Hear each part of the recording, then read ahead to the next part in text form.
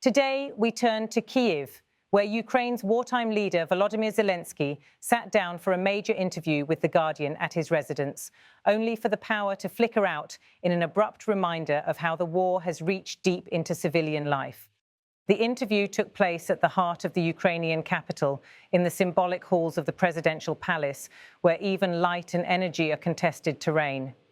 Zelenskyy arrived for the wide-angle interview with a measure of composure, seated in the historic room of the Mariinsky Palace, the walls bearing the weight of generations, but now echoing with the war's toll.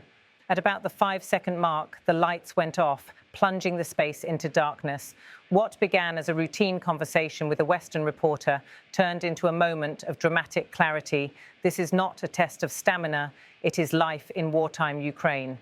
In the darkness, Zelenskyy did not flinch. He leaned forward, his voice calm but firm, telling the interviewer, "These are our living conditions." He explained that the power cut was not an accident, but the result of Russian strikes on the energy grid. He said Ukraine's generation capacity had been reduced practically to zero by the attacks. His posture remained steady in the gloom, his eyes looking for the generator to kick in. After a short interval, the backup system began to hum, the lights flickered, and the room brightened again. The moment became part of the story, silent but vivid. He picked up mid-question, continuing to articulate Ukraine's case to the world. This war is not simply about territory, it is about infrastructure, about the ability to keep the lights on in the middle of winter, about the social contract between a government and its citizens being tested under fire. He reminded the viewer that the attacks on civilian energy systems are deliberate, meant to sow fear and helplessness. He said he can't create tension within our society in any other way. As the interview persisted and the conversation turned to Ukraine's partnerships with the West, Zelenskyy emphasized that the country needed more than symbolic solidarity. He pressed the urgencies of air defense systems, of long-range missiles, of infrastructure rehabilitation. He underscored the point that as winter approaches, Ukrainian homes will be cold and dark unless support flows and the grid holds. The lights flickered again mid-sentence. This time, Zelenskyy paused briefly, regarded the ceiling, and with a wry grin remarked, "It's normal. We have fluctuations with electricity in Kyiv. Like everywhere else, the line was delivered without bitterness, more a matter-of-fact acknowledgement that war has changed the baseline for what is normal." He drew that moment into his broader message. Resilience is not about avoiding adversity, but about carrying on regardless. He then returned to discussing the front line.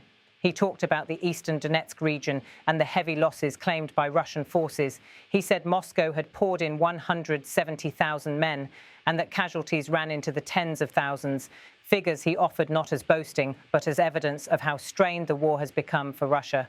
He linked that dynamic to the attacks inside Ukraine, the targeting of energy infrastructure, the strikes on civilian territory, the use of drone and missile campaigns to erode normal life. Throughout the interview, the power cuts were more than interruptions. They were amplifiers of the story. Each flicker, each brief plunge into darkness reminded both the audience and the leadership of how fragile normal life remains under attack. Zelenskyy leveraged that moment. When the lights came back and the camera resumed, he referenced the blackout as an example. He said, "These are not terrorists hitting us, these are attacks on our energy system." He looked toward the West and raised a pointed critique.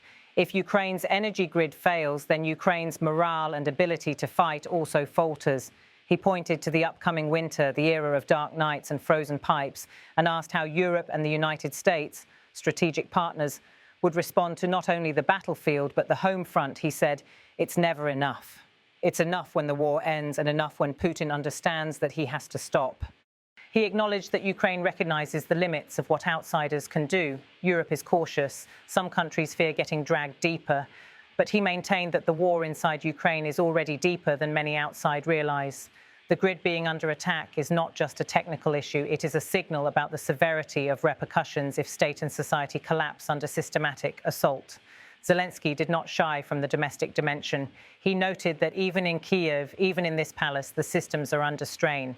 The smiling reference to normal fluctuations was a rhetorical appeal to citizens. Life goes on. We will make this through.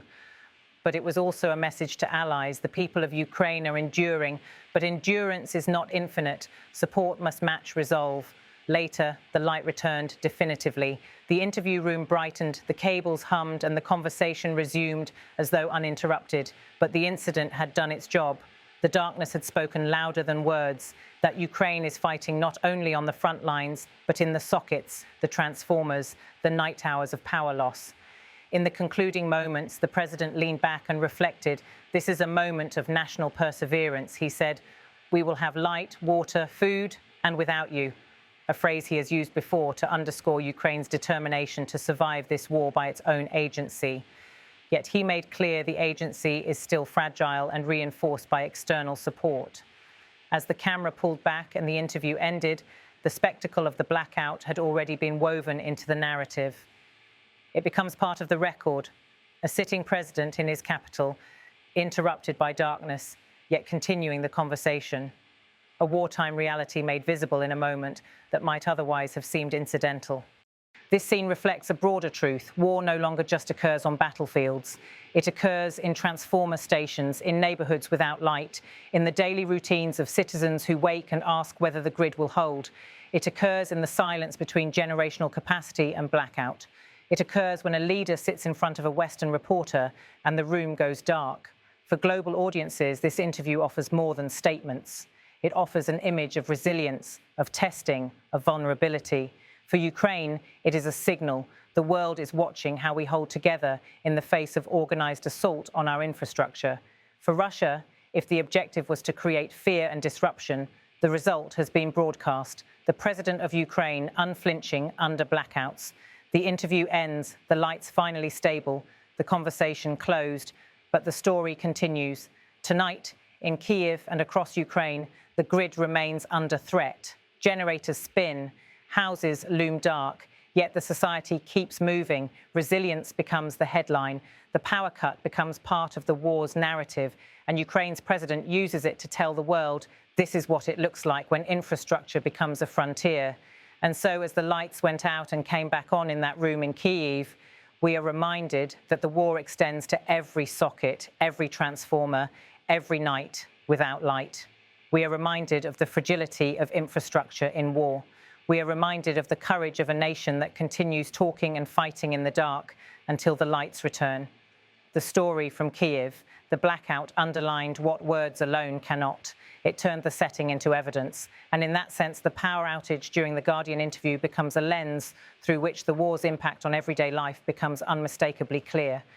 So we've seen some crazy stuff in the last couple of months. Russian... Oh, hello. Hard times.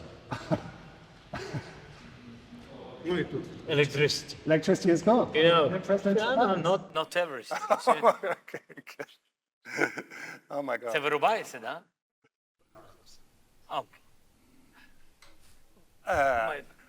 Нормально. Наші життєві умови. Daily conditions. Yeah.